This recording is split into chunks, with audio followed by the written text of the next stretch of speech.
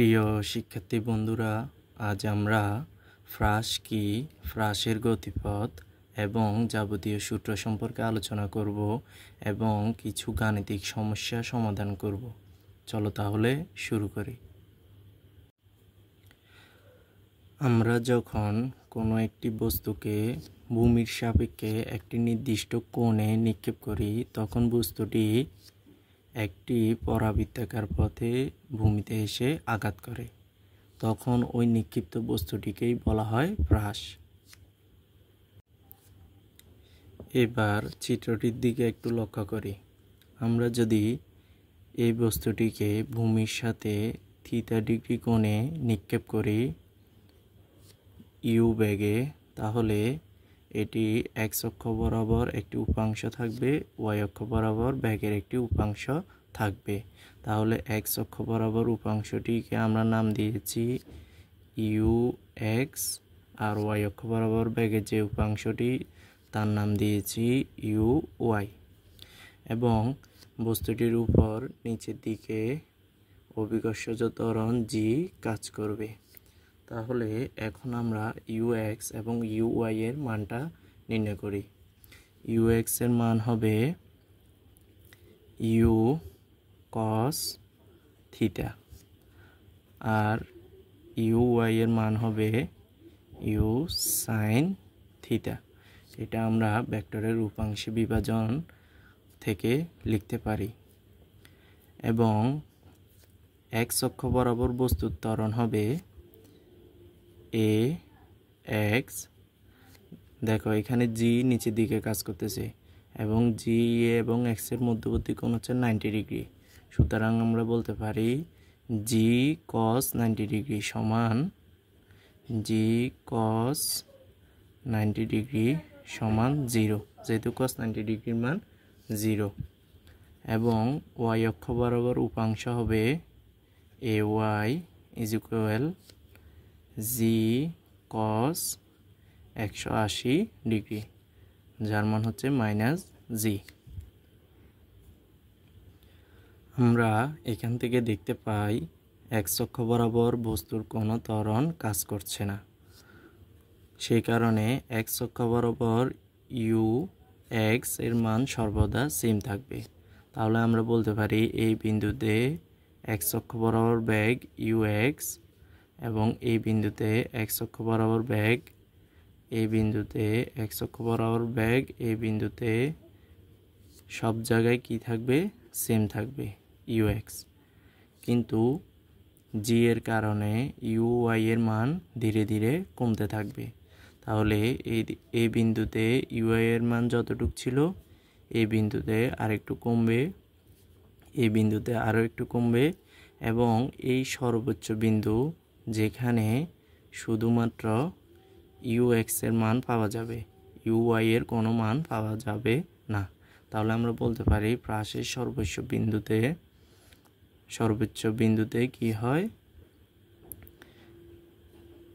বেগের উলম্ব উপাংশ 0 হয়, উলম্ব উপাংশ 0 হয়। U y is equal 0। এই বিন্দুতে ফ্রাসের গতি দ্বিমাত্রিক থেকে একমাত্রিক হয়। এরপর পুনরায় অভিকর্ষজ ত্বরণের প্রভাবে ইউ ওয়াই এর মানটি নিচের দিকে ধীরে ধীরে বাড়তে থাকে এবং এই বিন্দুতে গিয়ে পুনরায় ইউ ওয়াই এর মান পূর্বের ইউ ওয়াই এর মানের সমান হয়। তাহলে এখানে আমরা লিখতে পারি u x is equal to u cos theta আর u y is equal to u sine theta. এখন বস্তুটি ওয়াই অক্ষ বরাবর বেগের উপাংশের জন্য উপরে উঠে এবং এক্স অক্ষ বরাবর বেগের উপাংশের জন্য ডান দিকে সরে যায়। এখন আমরা এই উপাংশের কনসেপ্ট ব্যবহার করে বস্তুর সর্বোচ্চ উচ্চতা এবং অনুভূমিক পাল্লা নির্ণয় করব। ভূমি থেকে কোনো বস্তুকে ইউ বেগে উপরের দিকে নিক্ষেপ করা হলে বস্তুটি পুনরায় আবার নিচে এসে পড়ে। তখন সর্বোচ্চ কত উচ্চতা উঠে সেটা নির্ণয়ের জন্য আমরা সূত্রটি জানি h = u²/2g। এই সূত্রটি ব্যবহার করে আমরা এখন ফ্রাসের ক্ষেত্রে সর্বোচ্চ উচ্চতা বা h max নির্ণয় করব। তাহলে আমরা লিখতে পারি h max = uy²/2g। এখন uy কেন? কারণ হচ্ছে uy বস্তুটিকে উপরে তুলতে সাহায্য করতেছে। তাহলে আমরা এখানে uy এর মানটা যদি বসাই, uy = u sin theta whole² / 2g, তাহলে আমরা লিখতে পারবো u² sin² θ/2g। এটা আমাদের h max নির্ণয়ের সূত্র। এরপর আমরা বস্তুর বিচরণকাল নির্ণয়ের জন্য সূত্র শিখেছি t = 2u/g। এই সূত্রটি আমরা এখন ফ্রাসের ক্ষেত্রে ব্যবহার করব। তাহলে আমরা লিখতে পারি t = 2uy/g। uy কেন? বস্তুটিকে উপরে ধরে রাখতে সাহায্য করতেছে uy, কিন্তু ux সাহায্য করতেছে বস্তুটিকে ডানে সরিয়ে নিয়ে যেতে। এখন ডানে সরিয়ে নেওয়ার জন্য আমাদের সময়ের কোনো পার্থক্য হচ্ছে না, আমাদের বস্তুটি কত উপরে উঠতেছে সেটার জন্য আমাদের কি হচ্ছে, বিচরণ কালের মধ্যে পার্থক্য সৃষ্টি হচ্ছে, তাই আমরা এখানে uy কে ব্যবহার করেছি। এখন আমরা লিখতে পারি 2 * uy এর মান হচ্ছে u sin θ/g। এটা আমাদের বিচরণকাল নির্ণয়ের সূত্র। এখন আমরা বস্তুর অনুভূমিক পাল্লা r নির্ণয় করব। r এর ক্ষেত্রে আমরা সূত্রটি লিখতে পারি, যেহেতু এই দিক বরাবর বস্তুর বেগ কোনো ত্বরণ সৃষ্টি হচ্ছে না, তাহলে বস্তুর বেগ অবশ্যই কি থাকবে, সমবেগ থাকবে। আর এটা যেহেতু আমাদের একটি দূরত্ব, তাহলে দূরত্ব নির্ণয়ের সূত্র সমবেগের ক্ষেত্রে s = vt। এই সূত্রটি ব্যবহার করে এখন আমরা ফ্রাসের পাল্লা নির্ণয় করব। এখানে r = ux * t, ux * t। এখানে t বলতে বড় হাতের ক্যাপিটাল টি হবে, এই টি কে বোঝানো হচ্ছে। সুতরাং আমরা লিখতে পারি ux এর মান কত, u cos θ, আর t এর মান হচ্ছে আমাদের 2u sin θ/g। তাহলে আমরা লিখতে পারি au এটা গুণ হয়ে u² 2 sin θ cos θ/g। আমরা যারা ত্রিকোণমিতি পড়েছি তারা সূত্রটি জানি যে 2 sin θ cos θ = sin 2θ। তাহলে আমরা লিখতে পারবো u²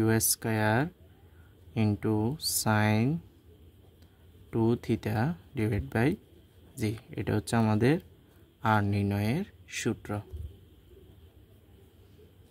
এটা হচ্ছে আমাদের তাহলে r নির্ণয়ের সূত্র, r = u² sin 2θ/g। এখন আমরা h max, t এবং r এর উপর কিছু শর্ত আরোপ করব। যেমন সর্বোচ্চ কত উচ্চতায় বস্তুটি তোলা সম্ভব, এই জন্য বস্তুটিকে কত কোণে নিক্ষেপ করতে হবে। তাহলে সর্বোচ্চ উচ্চতা তোলার জন্য বস্তুটিকে কত কোণে নিক্ষেপ করতে হবে সেটা বের করার জন্য আমাদের h max এর দিকে তাকাতে হবে। h max এর লবে আছে sin²θ। এখন এই জিনিসটাকে যদি আমরা কনস্ট্যান্ট ধরে নিই, তাহলে sin²θ এর সর্বোচ্চ মানের জন্য h max কী হবে, সর্বোচ্চ হবে।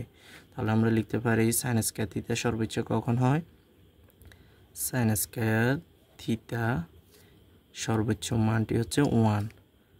এখান থেকে আমরা লিখতে পারি sin θ = 1, θ = sign inverse 1 equal 90 degree. সুতরাং 90 ডিগ্রি কোণে যদি বস্তুটিকে নিক্ষেপ করি তাহলে বস্তুটি সর্বোচ্চ উচ্চতায় উঠবে। এখন টি এর ক্ষেত্রেও আমরা সেম শর্ত আরোপ করব। এখানে 2u ডিভাইডেড বাই জি এই জিনিসটা যদি কনস্ট্যান্ট হয় তাহলে সাইন থিটা এর মান সর্বোচ্চ হলে টি এর মান সর্বোচ্চ হবে। তাহলে আমরা লিখতে পারি সাইন থিটা এর সর্বোচ্চ মান হচ্ছে 1। এখান থেকে theta equal sign inverse 1।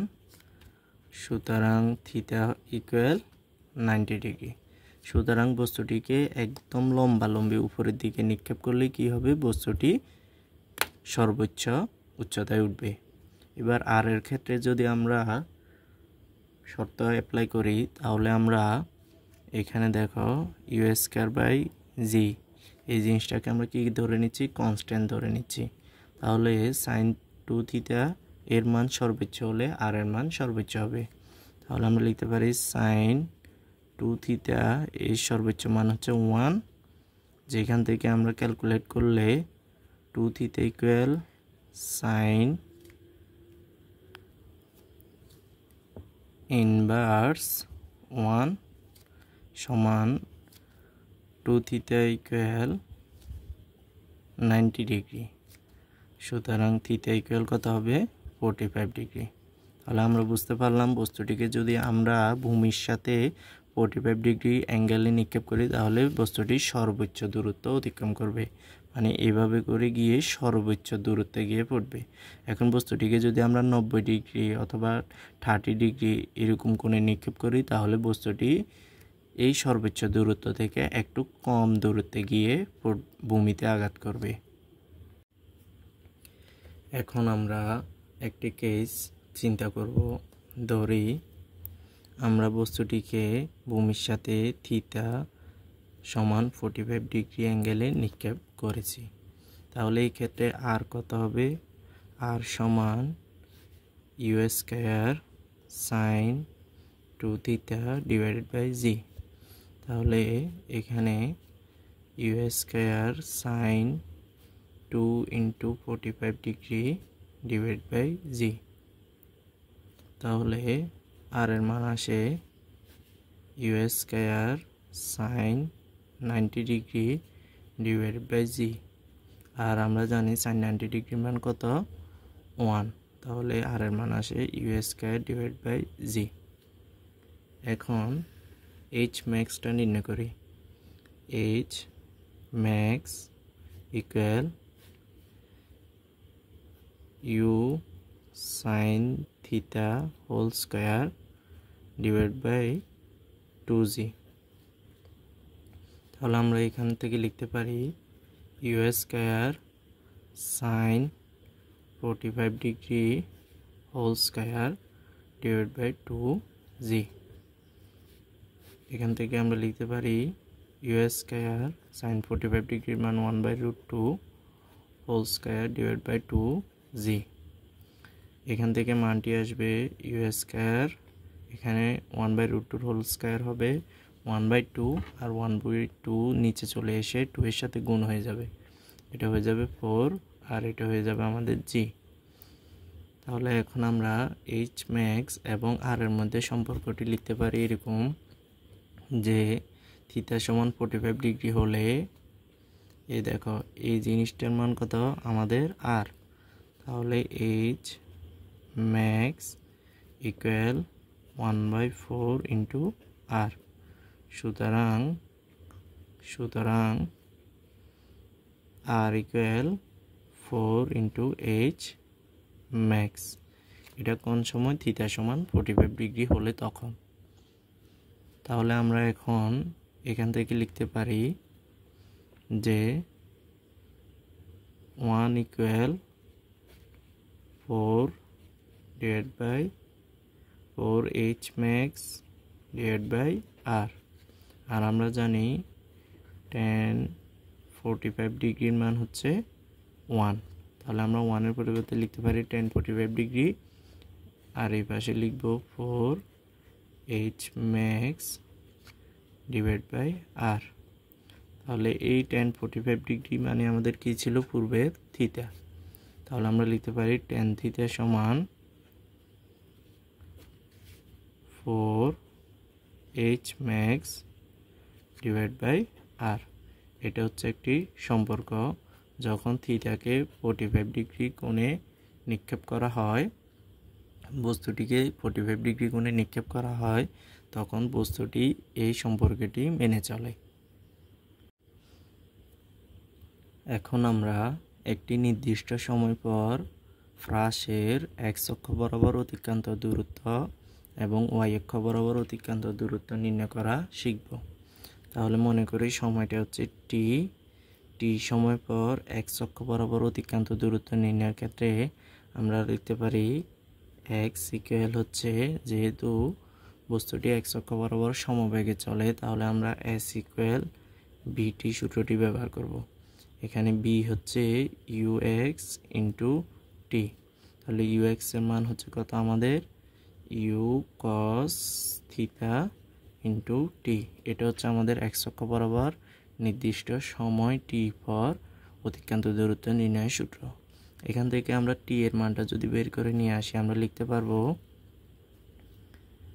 x divided by u cos theta. এরপর আমরা নির্দিষ্ট সময় পর y অক্ষ বরাবর অতিক্রান্ত দূরত্বের সূত্রটি বের করব। তাহলে এটাকে আমরা যদি লিখি y অক্ষ বরাবর যেহেতু ত্বরণ কাজ করতেছে, সেই কারণে আমরা ত্বরণের যে সূত্রটি সেটা লিখব। সেটা এমন ছিল যে u y t minus half gt square. এখানে uy দ্বারা বোঝানো হচ্ছে y অক্ষ বরাবর আদিবেগ। তাহলে আমরা এখানে y অক্ষ বরাবর আদিবেগ u sin theta into T minus half G টি স্কয়ার এই সূত্রটি ব্যবহার করলাম। তাহলে এই সূত্রটি ব্যবহার করে আমরা কি করতে পারবো, y অক্ষ বরাবর নির্দিষ্ট সময় পর অতিক্রান্ত দূরত্ব নির্ণয় করতে পারবো। এখন এই দুইটি সূত্রকে কাজে লাগিয়ে আমরা ফ্রাসের সমীকরণটি নির্ণয় করব। তাহলে দেখি কিভাবে হয়। আমরা এই সূত্র থেকে এখন লিখতে পারি y is equal u sin theta t সমান কত x divided by u cos theta. তাহলে x divide by u cos theta minus half G T এর মান কত x divide by u cos theta আর উপরে হচ্ছে হোল স্কয়ার। তাহলে আমরা হোল স্কয়ারটা দিয়ে দিলাম। এখানে উপরের ইউ আর নিচের ইউ কাটাকাটি যাবে। Sine theta divide by cos theta into x minus half G x square divide by u square cos square theta. তাহলে এখান থেকে আমরা লিখতে পারি এই এক্সটাকে যদি সামনে নিয়ে আসি, তাহলে X sine theta by cos theta হচ্ছে টেন থিটা মাইনাস হাফ জি x square U square cos square theta. তাহলে এটা হচ্ছে আমাদের ফ্রাসের সমীকরণ। এখন আমরা ফাঁস সংক্রান্ত কিছু গাণিতিক সমস্যা সমাধান করব। তার আগে আমরা একটা বিষয় জেনে নিই, যেটা হচ্ছে ভূমি থেকে একটি নির্দিষ্ট উচ্চতায় কোনো বস্তুকে যদি নিয়ে গিয়ে উপরের দিকে নিক্ষেপ করা হয় ইউ বেগে, তখন আমরা লিখতে পারি h is equal minus U T plus half G T square. এই সূত্রটি আমরা লিখতে পারি। কেন? ইউ এর দিক হচ্ছে উপরের দিকে, জি এর দিক হচ্ছে নিচের দিকে। যখন আমরা ইউ এর দিকটাকে নেগেটিভ ধরবো, জি এর দিক অবশ্যই কি হবে, পজিটিভ হবে। সেই কারণে সূত্রটি এমন হয়েছে। চলো তাহলে আমরা এবার এই কোশ্চেনটি সলভ করি। কোশ্চেনে কি বলা হয়েছে যে নিচের আর দূরত্বটি কত নির্ণয় করতে হবে। এখানে বস্তুটিকে 60 মিটার উচ্চতা থেকে ইউ বেগে ভূমির সাথে 45 ডিগ্রি কোণে নিক্ষেপ করা হয়েছে। তাহলে বস্তুর অবশ্যই এই দিক বরাবর একটি উপাংশ থাকবে এবং উলম্ব বরাবর একটি উপাংশ থাকবে। এটার নাম আমরা দিয়েছি ইউএক্স আর এটা হচ্ছে ইউওয়াই।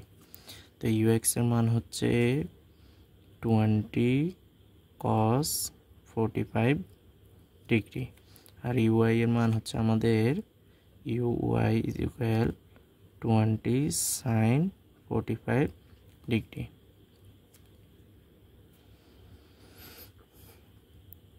এখন ইউআই এর দিক হচ্ছে উপরের দিকে আর জি এর দিক হচ্ছে নিচের দিকে। সেই কারণে আমরা এই 60 মিটারকে আমরা যদি এইচ ধরে নিই তাহলে আমরা লিখতে পারবো এইচ ইকুয়াল মাইনাস ইউআই টি প্লাস হাফ জিটি স্কোয়ার। এখান থেকে এইচ ইকুয়াল 60 মাইনাস ইউআই এর মান হচ্ছে 20 sin 45 degree into T plus half into জি এর মান হচ্ছে 9.8 ইন্টু টি স্কোয়ার। এই সমীকরণটি সমাধান করলে আমরা টি এর মান পাব। এই টি এর মানটা আসে আমাদের 5.226 সেকেন্ড। এটাই হচ্ছে আমাদের বিচরণকাল।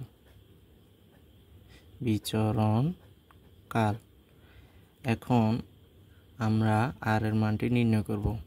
আর হচ্ছে ইউএক্স ইন্টু টি। ইউএক্স কত? 20 cos 45 ডিগ্রি। তাহলে 20 cos 45 ডিগ্রি ইন্টু 5.226। তাহলে আমরা এখানে আর মানটি পাবো 73.9 মিটার। তাহলে এটি একটি সুন্দর কোশ্চেন ছিল, যেখান থেকে আমরা জানতে পেরেছি যে একটি বস্তুকে নির্দিষ্ট একটি উচ্চতা থেকে যদি অনুভূমিকের সাথে নির্দিষ্ট কোণে নিক্ষেপ করা হয় তখন তার অনুভূমিক পাল্লা কিভাবে নির্ণয় করতে হয়। এবার দেখো, এখানে এদিকে আরেকটি কোশ্চেন দেওয়া হয়েছে। বলা হয়েছে যে একজন ব্যক্তি, মনে করো এ, সে কি করলো, একটি বস্তুকে এই উচ্চতা থেকে মুক্তভাবে ছেড়ে দিল। তার মানে হচ্ছে ইউ সমান হচ্ছে তার 0। এবং আরেকজন ব্যক্তি, মনে করো বি, সেও কি সেম এই উচ্চতা থেকে বস্তুটিকে ইউ বেগে অনুভূমিক বরাবর, একদম অনুভূমিক বরাবর নিক্ষেপ করলো। বলা হয়েছে কোন বস্তুটি আগে মাটিতে পড়বে। এটা দেখে মনে হচ্ছে যেন এই বস্তুটি পরে মাটিতে পড়বে আর এই বস্তুটি আগে মাটিতে পড়বে, কিন্তু এটা বাস্তবে ঘটে না। কেন? দেখো, আমরা দেখতে পাচ্ছি এখানে বস্তু নিচে নামার ক্ষেত্রে হচ্ছে অভিকর্ষজ ত্বরণ কাজ করতেছে।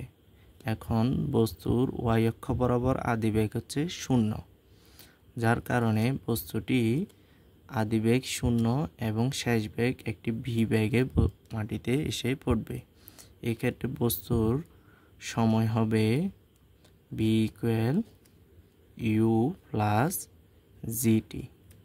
তাহলে আমরা লিখতে পারি ইউ এর মান হচ্ছে 0, তাহলে বি ইকুয়াল 0 প্লাস জিটি। তাহলে T equal B divided by G, B divide by G. এবার এই দিকে যদি খেয়াল করি তাহলে আমরা দেখব যে বস্তুটি এই দিক বরাবর ইউ বেগে নিক্ষেপ করা হয়েছে। তাহলে ওয়াই অক্ষ বরাবর নিচের দিকে বস্তুর বেগের উপাংশ কত হবে? 0। তার মানে ইউআই এর মান কত? 0। ইউআই এর মান 0। তাহলে এই কেসটি এবং এই কেসটি সেম হয়ে গেল আমাদের। তাহলে আমরা লিখতে পারি v y is equal u i plus GT. তাহলে বস্তুটির টি হবে বি ওয়াই ডিভাইডেড বাই জি। তাহলে উভয় ক্ষেত্রে সময়টি সমান। তাহলে আমরা বুঝতে পারলাম বস্তুকে যখন অনুভূমিকের সমান্তরাল নিক্ষেপ করা হয় এবং মুক্তভাবে ছেড়ে দেওয়া হয়, উভয় ক্ষেত্রে বস্তুর বিচরণকাল অথবা পড়তে যে সময় গ্রহণ করে ওই সময়টা কি হবে? সেম হবে।